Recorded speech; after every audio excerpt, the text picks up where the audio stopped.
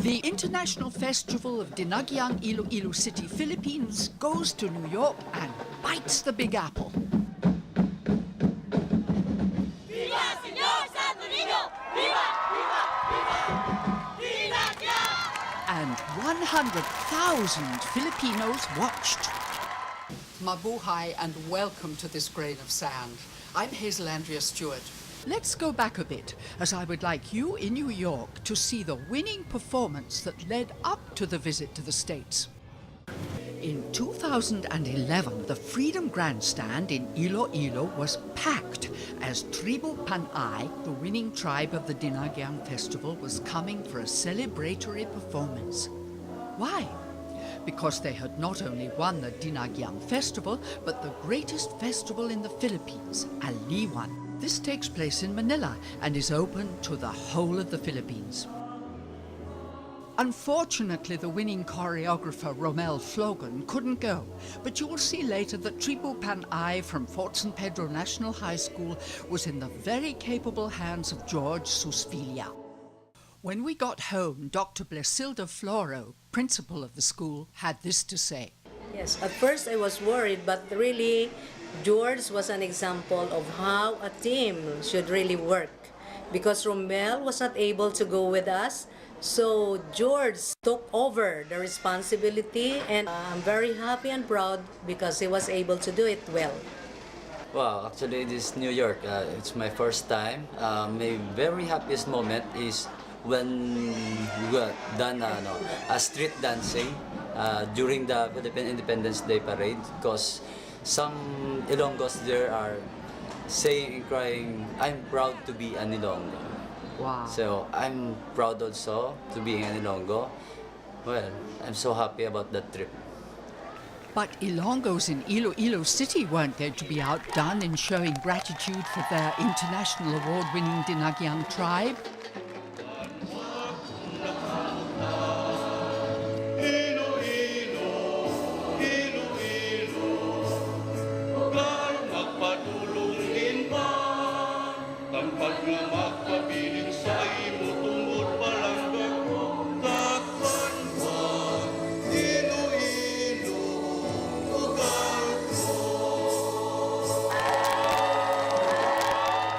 And later, Mayor Jed even hosted the whole tribe in his office. G.P. Henson is the musical director. He also composed the music for the Bolo Bolo tribe when they went to Singapore, and I made a film about that 10 years ago. Before he composes the music, I could see him just keeping silent on the stage, watching the performers. And then he would go to the area where they are assigned to compose the music, and then after a while, they will come back, and then I could hear the music already being performed by the drummers, which our musical director is training. There are about 60 of them. I'm starting learning drums in high school in year 99 up to now. And what did you feel about playing those ati-ati drums in New York? I cannot explain. I'm happy. You think your family would be proud of you? Yes, they were proud. Yeah. The costumes of the Eto warriors were designed by Jomel Mirubuena.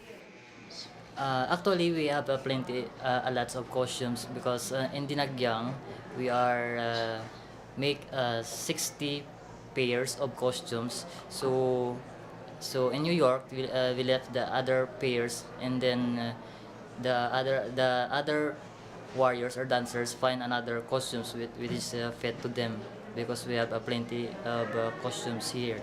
Okay. Previously, at the Freedom Grandstand, the tribe gave a performance of their winning dance. But what was that dance all about?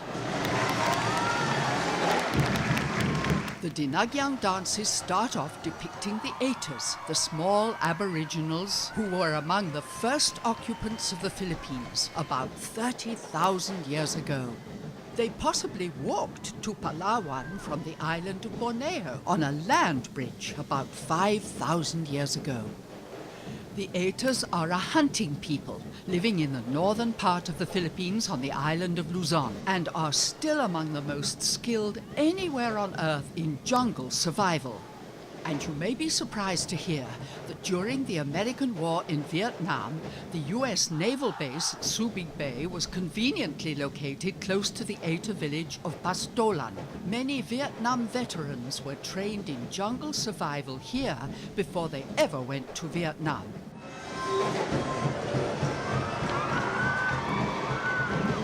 Animals and birds were deified and worshipped by the Atas. Here you see a bird flying above the tribe, signifying that he's a god.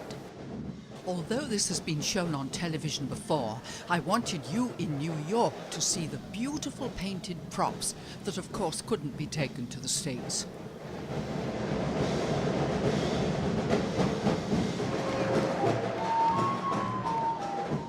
Then the music changes and the dancers depict the mountain people of the Cordilleras, the Igorots.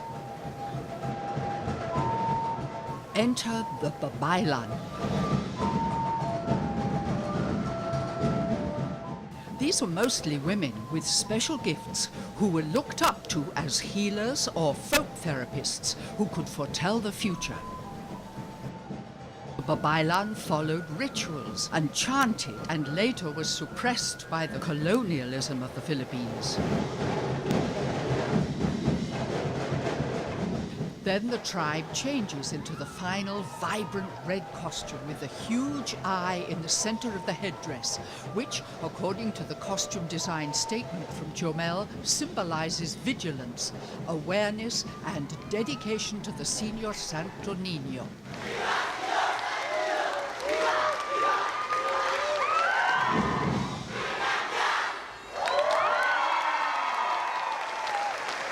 We were lucky to have these volunteers who are very much ready to pick us up and bring us to our destination. We're very thankful for the accommodation, the warm welcome of the PEDC officers, especially Ma'am Joji Alandoni and the rest of the officers. The best moment I have when I am in New York is when I feel the goodness and the hospitality of people in New York. For almost 3 days, they've never taste again the Filipino dishes, especially when they flown away from Narita to Japan up to New York. They never taste Filipino dishes.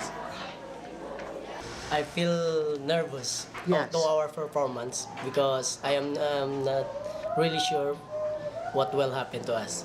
So some 30 members of the tribe were able to get their visas and head for the Iloilo International Airport. This documentary is in the form of a diary because I know you at home would want to know everything that they did. First, it was a 4-hour flight to Tokyo, Japan, with a 2-hour stop before the 13-hour flight to JFK.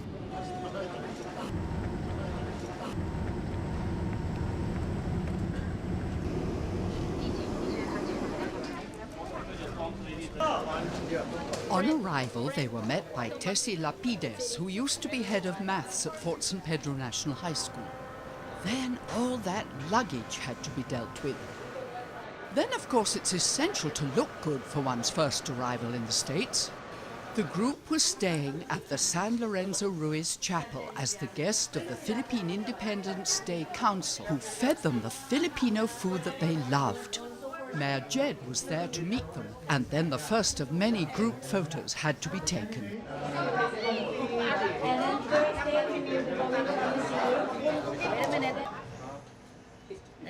The head of the Dinagyang Foundation, Ramon Locsin, had brought sardines, which unfortunately were rather the worse for wear after the flight. The chapel was round the corner from Little Italy, which allowed Ramon to forget the sardines and concentrate on the T-shirts.